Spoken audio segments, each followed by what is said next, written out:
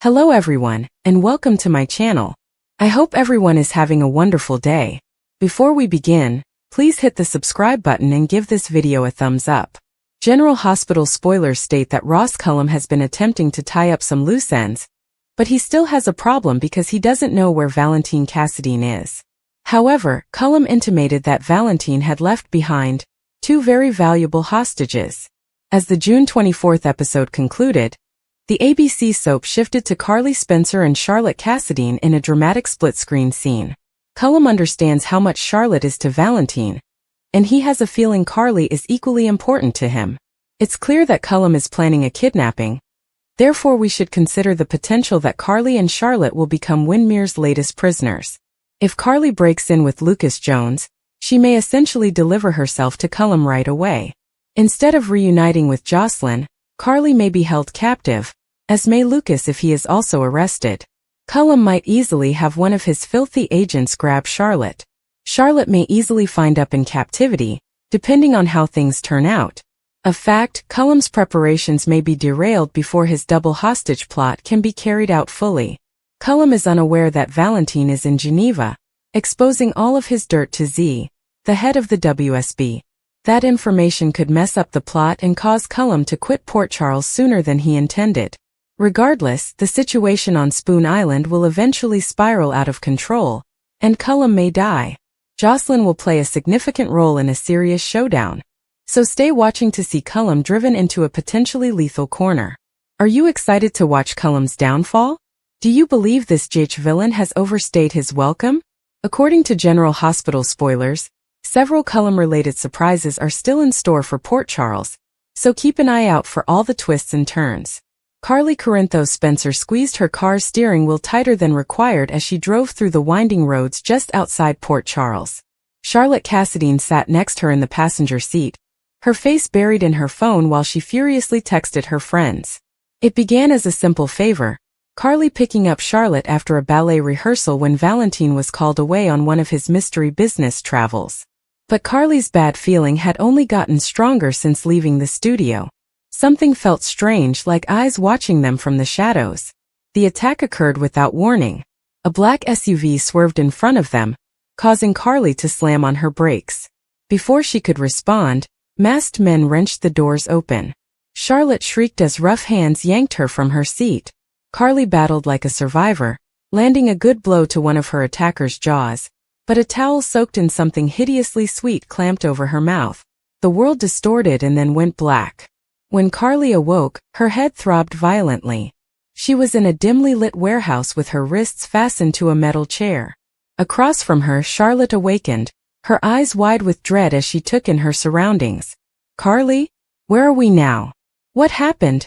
Charlotte's voice quivered, unlike the confident Cassadine air she normally presented. "I don't know, honey," Carly muttered, her voice steady despite the increasing panic in her chest. "But we'll get out of this. Just stay calm and follow my lead." Her mind raced with ideas. Sonny, Jason, even Anna Devane. Someone would notice their absence quickly. But how long did they have? The huge metal door creaked open, and in strode Ross Cullum, his attitude serene and calculated, the same cocky air that had made him a thorn in Port Charles for months. Cullum, flanked by two armed guards, adjusted his cufflinks as if this were just another board meeting. "Mrs. Spencer. Miss Cassadine. So kind of you to join us." Carly scowled at him, her voice venomous. "Cullum, I should have known. What is your endgame this time? Another failed attempt to bring down Sonny? Using a child for bait? That's low even for you." Cullum chuckled, his voice low and menacing as it resonated against the concrete walls. "You're always the fiery one, Carly. This is what makes you such a valuable pawn." The orders came from higher up, yet I must admit that this maneuver has personal appeal.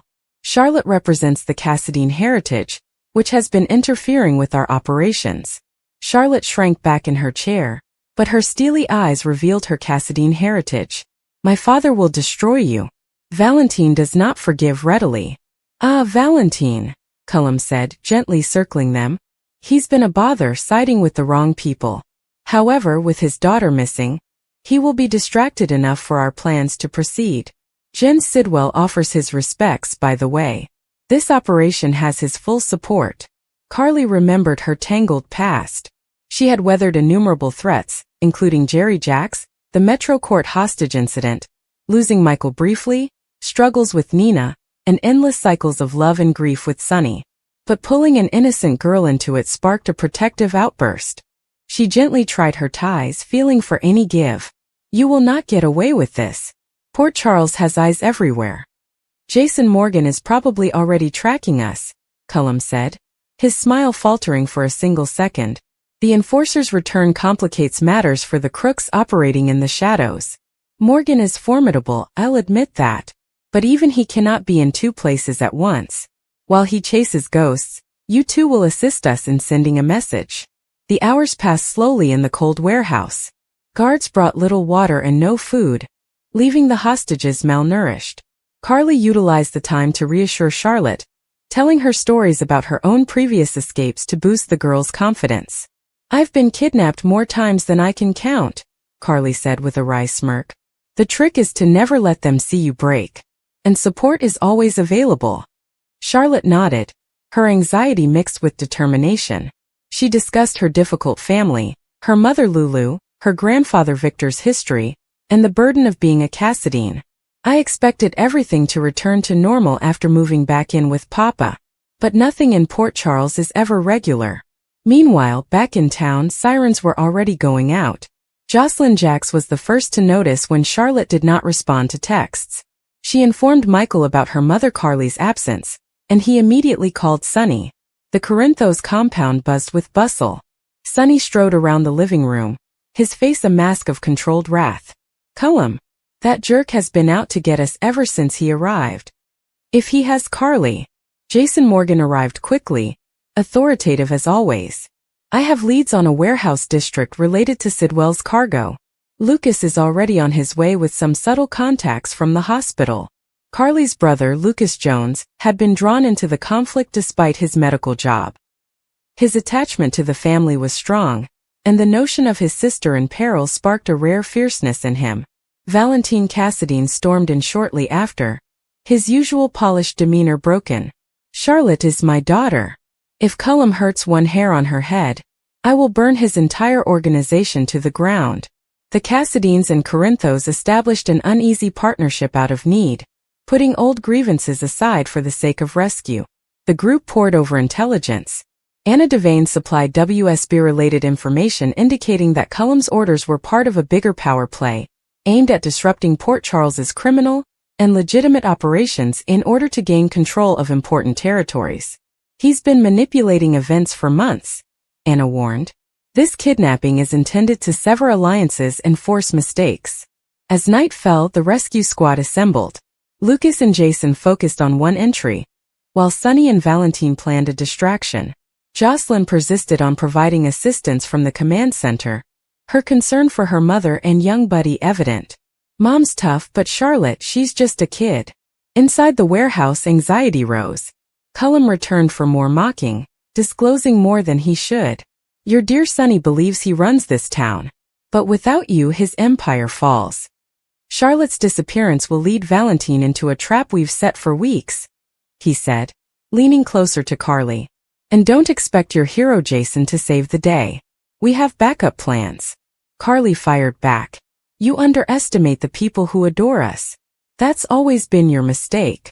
She kicked out, surprising Cullum and sending him stumbling. Guards rushed in, but the ruckus provided the opportunity they required. Charlotte, emboldened by Carly's defiance, was able to release one wrist enough to grip a loose pipe nearby. As the rescue operation got underway, chaos broke out. Explosions from Sonny's diversion shook the perimeter. Jason burst through a side entrance, bullets ringing as he dispatched guards with precision. Carly! His voice broke through the din. Lucas followed closely behind, a medical bag draped over his shoulder, prepared for any injuries. Jason! Over here! Carly exclaimed, relieved as he quickly removed her shackles. Lucas released Charlotte, inspecting her for injuries with gentle expertise. You're fine. We've got you. However, the escape was not clean. Cullum recovered from the kick, retrieved a firearm and shot furiously. A gunshot grazed Jason's arm, but he continued forward. Valentine appeared from another entrance and confronted Cullum straight.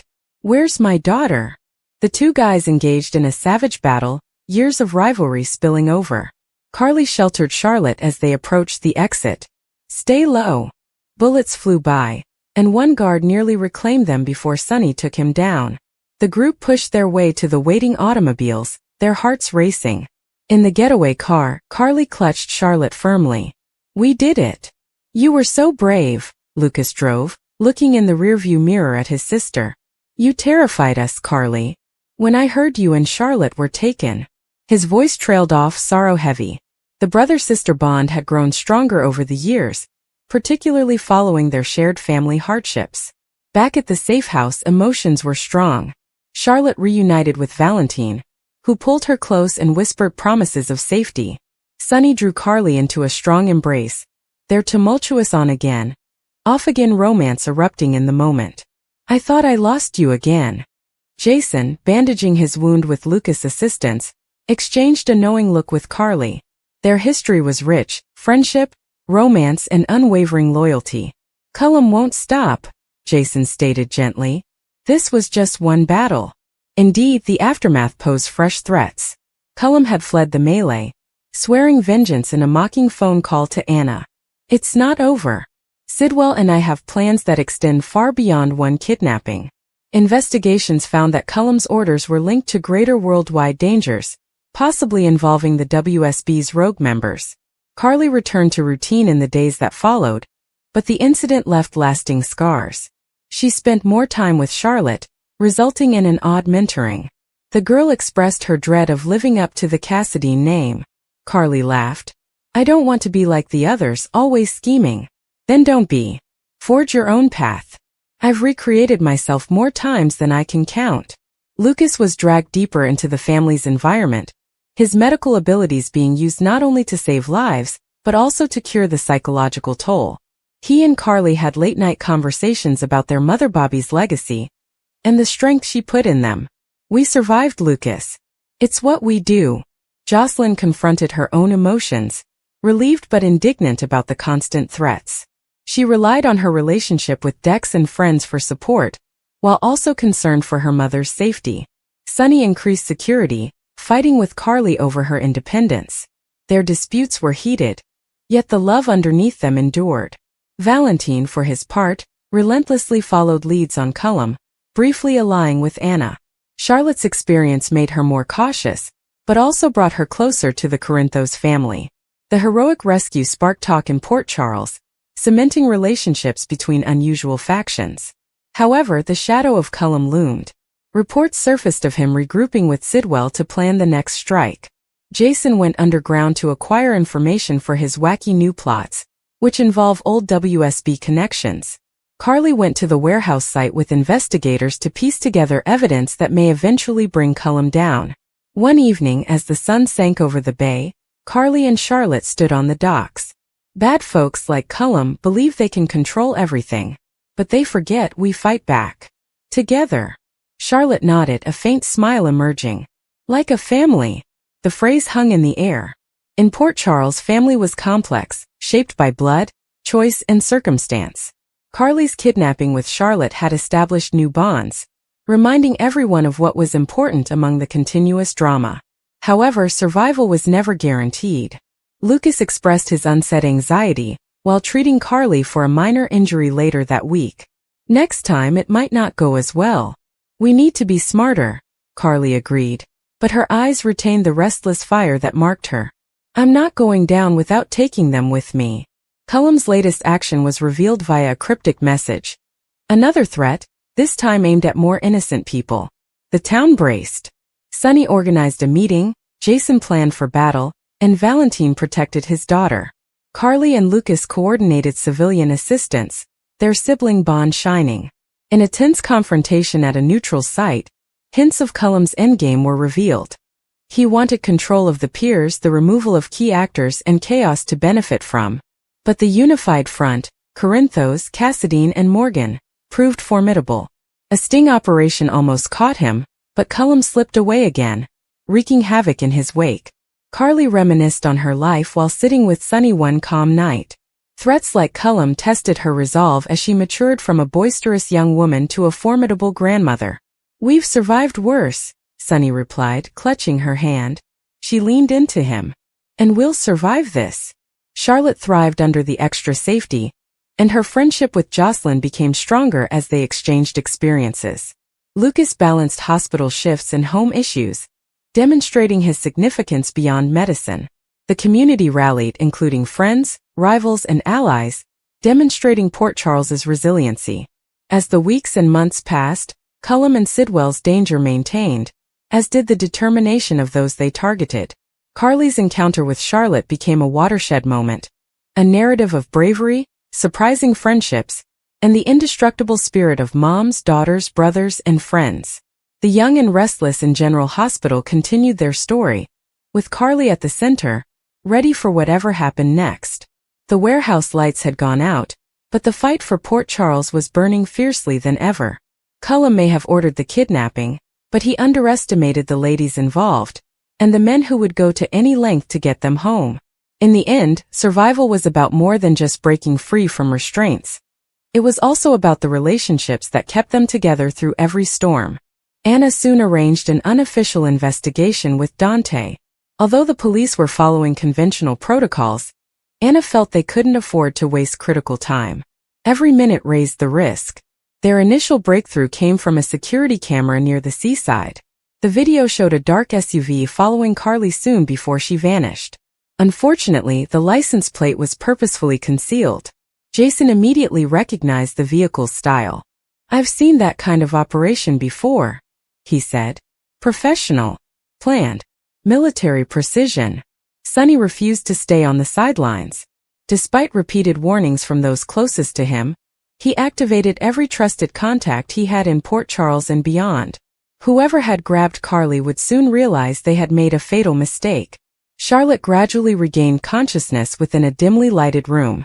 Her hands were not restrained, but the massive steel door made escape difficult. She called for aid multiple times before realizing no one would answer.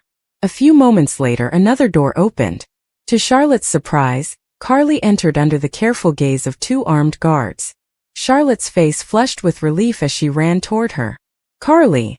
Carly embraced her firmly. "It's okay," Carly said quietly. "We're leaving." Neither of them believed what they were saying. Their captors used covert cameras to meticulously monitor their every step. Cullum watched the live video feeds from a secure location. Many of the people who worked with him were unaware of his true identity. He preferred power to recognition. "They're exactly where I want them," he said calmly to one of his colleagues. "What if Jason finds them?" Cullum asked, smiling. "He's supposed to." The response perplexed everyone in the room. Jason continued to piece together shards of evidence. A trusted informant eventually supplied an anonymous letter containing photos of an abandoned warehouse several miles from Port Charles. Most detectives would have assumed it was a hideout. Jason was not convinced. Anna agreed. "It's too easy. It's bait." Rather than rush inside, they chose to monitor the place. Hours later, several armed men entered the warehouse with empty crates and exited less than 15 minutes later. There are no captives. No evidence. Just another skillfully orchestrated distraction. Back in the concealed facility, Carly began to examine every feature of the room. She counted footsteps in the hallway, observed guard rotations, and memorized the noises of surrounding machinery. Charlotte saw what she was doing. "Do you think we can escape?" "We have to." Charlotte nodded despite her terror. Outside their door, one guard quietly stated that he had no idea why they were being kept alive. Another person said, "Orders from Cullum. They're more valuable alive than dead." This single remark verified Carly's darkest fears. They were not random victims. They were leverage. Jason soon got a coded communication from one of Sunny's loyal associates. The message had simply 3 words. "Find the lighthouse." Anna realized the significance right away. Years ago, smugglers utilized an abandoned lighthouse as a temporary transfer point before transporting prisoners elsewhere. If Cullum was aware of the history, he might have adopted the same technique. Jason, Sunny, Dante, and Anna planned a perilous mission under cover of darkness. As they approached the remote coastline, everything seemed desolate. Too deserted. Jason signaled for everyone to stop. There are trip sensors, Dante said, looking attentively at the ground. He planned it for us. The entryway was encircled by explosives placed beneath loose rocks. One wrong step would have wiped out the entire rescue team. Anna knew they weren't walking into a rescue. They were headed into another trap. Inside the enclosure, Carly overheard two guards discussing an imminent transfer that was scheduled shortly before morning. If they are moved again, Jason may never find them. She silently investigated the room until she found a loose metal screw under one of the old mattresses. It was not much, but that was enough to start loosening the ventilation grate. Charlotte looked uneasily as Carly labored silently. Every second mattered. Every sound carried the risk of discovery. Eventually, the grate shifted just enough to leave a tiny aperture. Charlotte smiled for the first time since being captured. Before either of them could celebrate, heavy footsteps sounded down the corridor. Someone was approaching. The door opened gently. Instead of another guard, a masked individual entered alone. Without saying anything, the visitor placed a little key on the floor before silently leaving. Neither Carly nor Charlotte understood why anyone in Cullum's group would surreptitiously assist them. The unusual key promised their only true opportunity for freedom, but activating it too soon could reveal the mystery comrade who had risked all. Outside, Jason discovered the final piece of the puzzle by comparing shipping records, abandoned military property, and ancient satellite maps. Cullum had purposely set up many phony locations to confound anyone tracking him. Only one website matched every clue. The real prison was not located in the warehouse. It was not at the lighthouse. It was an abandoned communications bunker buried beneath an old industrial complex near Port Charles.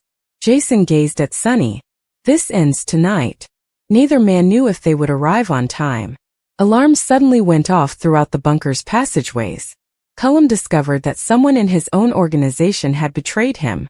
His expression hardened as he delivered a frightening order. Prepare the transport. If we can't keep our hostages here, nobody will find them. The countdown to the last confrontation had begun, and every decision made over the following few minutes would determine whether Carly and Charlotte returned home safely or vanished forever.